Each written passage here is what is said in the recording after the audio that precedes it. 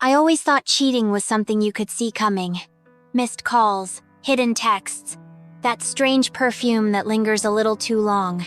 But with David, there was none of that. No lipstick on the collar, no long nights away, no sudden gym membership or late-night showers. Instead, there was silence, a stillness, a terrifying kind of calm that crept into our house like fog. It started after his mother died.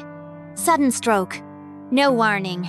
David wasn't particularly close with her, but something about the way she passed alone, collapsed in front of her bedroom mirror, seemed to unravel something in him. He didn't cry. He didn't talk. He just stared.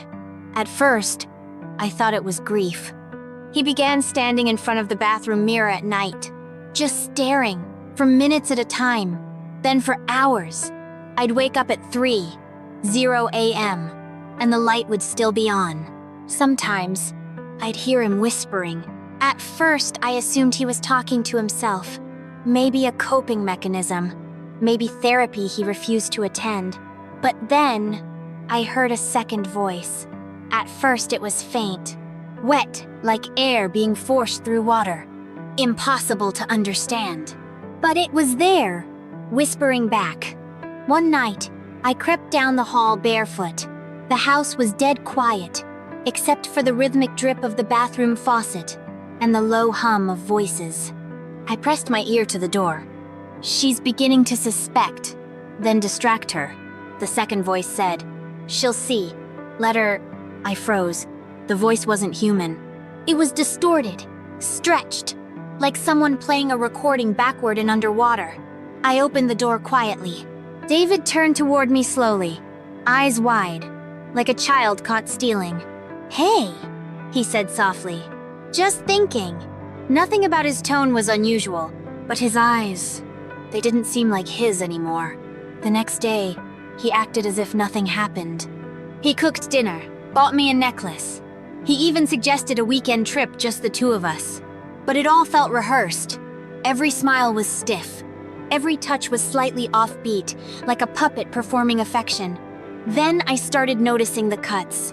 Tiny scratches along his collarbone. One under his ribcage. Another just above his left eye. Shaving, he'd say with a laugh. "I'm a klutz." But they weren't shaving cuts, they were symmetrical.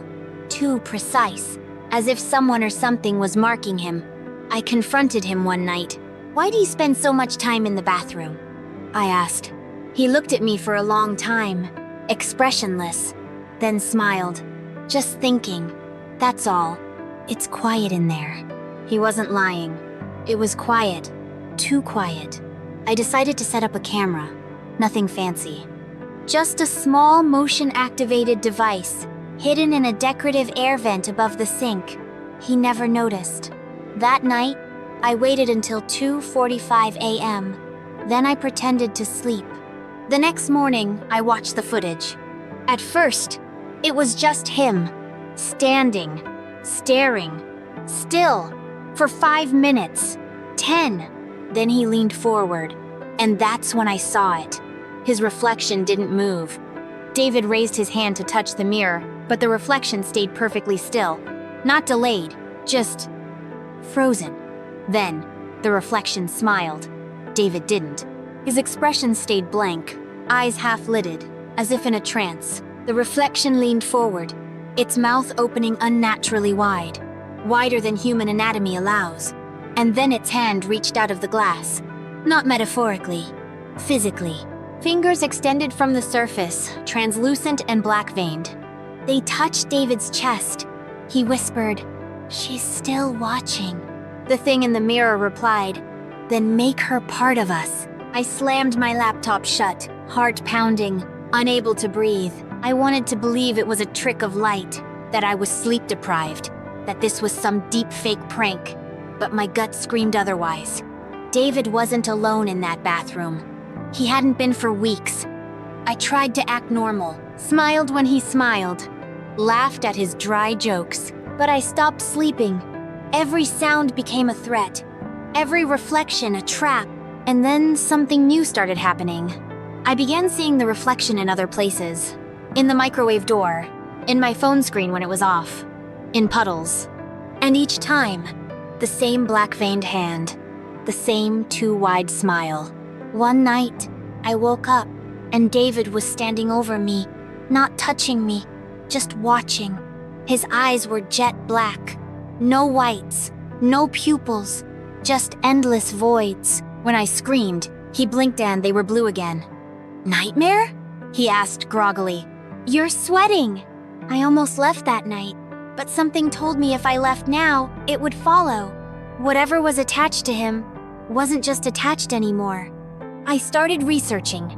Mirrors, folklore, ancient rituals. One term kept surfacing again and again. The hollow reflection. A ritual, forgotten in the West, still whispered in small towns in Eastern Europe. A doorway, a channel, an invitation. You stare long enough, whisper your pain, your anger, your grief, and something stares back, something hungry. The final step? Blood. You bleed into the glass. Just a drop. Just once. And the invitation is accepted. David had been cutting himself. I planned everything for the next full moon. I'd follow him. I'd smash the mirror. I'd end this. He walked into the bathroom at 2:47 a.m. Just like always. This time, I was right behind him. He stood there, gazing at the mirror, eyes already black. The reflection was there too, grinning, mouth twitching with anticipation. Then, it turned and looked directly at me. Not at my reflection, at me. She's ready, it said. David turned slowly. It's better this way, he whispered. No more secrets between us. I screamed and grabbed the heavy ceramic soap dish. The reflection lunged from the mirror. I swung wildly, smashing the edge of the sink. The glass cracked. Screamed. Not just shattered, screamed. A sound like hundreds of voices shrieking in unison. David collapsed to the floor, convulsing, blood dripping from his mouth and nose.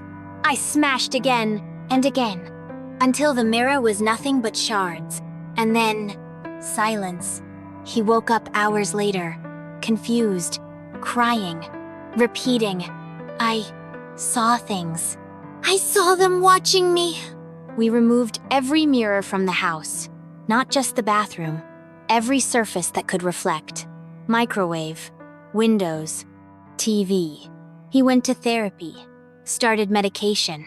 He even laughed again. For a while, it was normal. But last week, I caught him staring into the toaster, whispering, smiling, and his eyes, not black, not blue, just hollow. So yes, me husband was cheating, but not with a woman, with something far worse. And now, it wants me too.